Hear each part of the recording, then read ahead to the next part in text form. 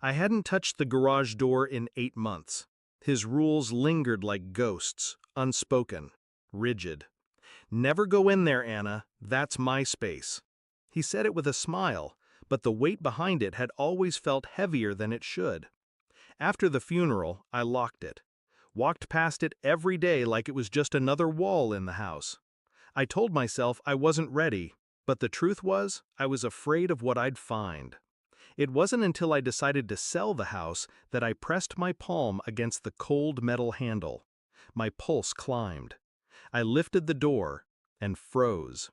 It wasn't the smell that hit me first, it was the silence. The kind of silence that feels like it's holding its breath. Then my eyes adjusted.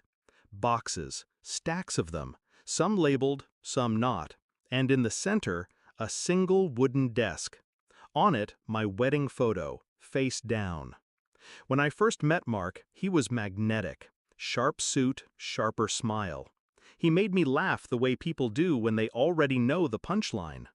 He told me he loved how I saw through people. I told him I loved how he never made me doubt. We built our life brick by brick. Mortgage, trips, late-night takeout.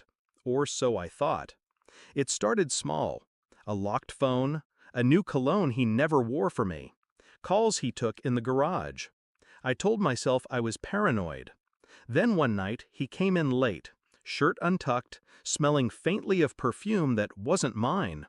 He kissed my forehead, and in that moment, I knew. I didn't confront him, not yet. I learned patience the way surgeons learn precision, slowly, painfully, with steady hands. I waited. I memorized his schedule, the nights he stayed late at work, the weekends he visited his brother. I started keeping a record, a neat little file on my laptop labeled taxes. Inside it, screenshots, bank statements, receipts from hotel bars. The more I found, the less my heart broke. It hardened. 2 months before he died, I went to a lawyer, quietly. We drew up a plan, a divorce on my terms. Not out of spite, but strategy. I'd walk away with the house, the savings, and just enough leverage to make him choke.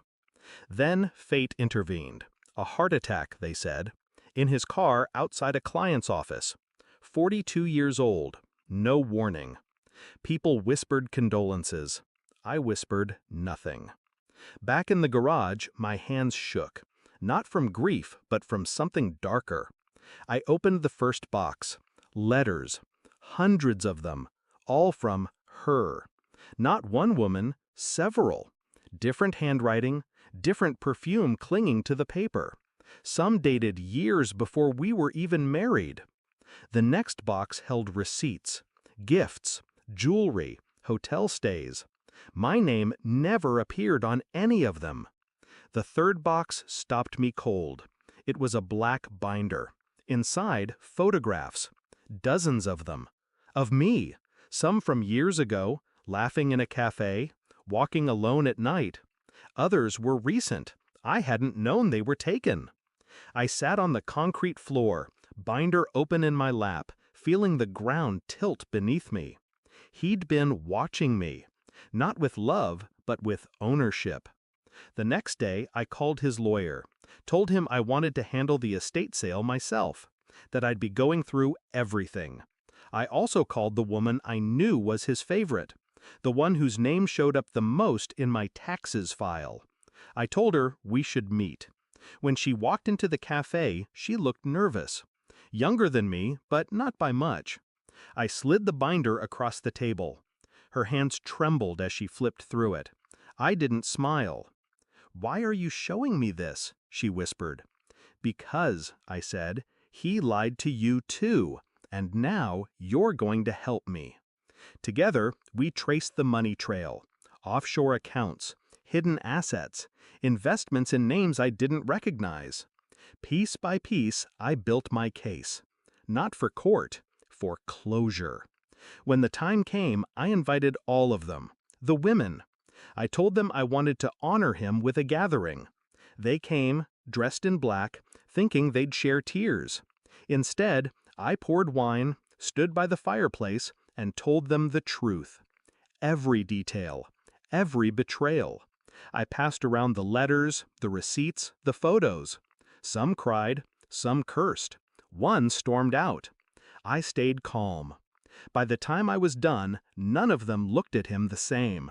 The man they'd loved was gone, replaced by the predator I'd uncovered. I sold the garage contents to an auction house, except the binder. That I burned. The money from the sale, I split it between the women. A gesture, not forgiveness, but freedom. The house sold next. I packed my things in silence, leaving no trace of him behind. People still ask why I never cried, why I never had a breakdown. They don't understand. Grief is for what you lose. What I lost was a lie. And when a lie dies, you don't bury it, you burn it.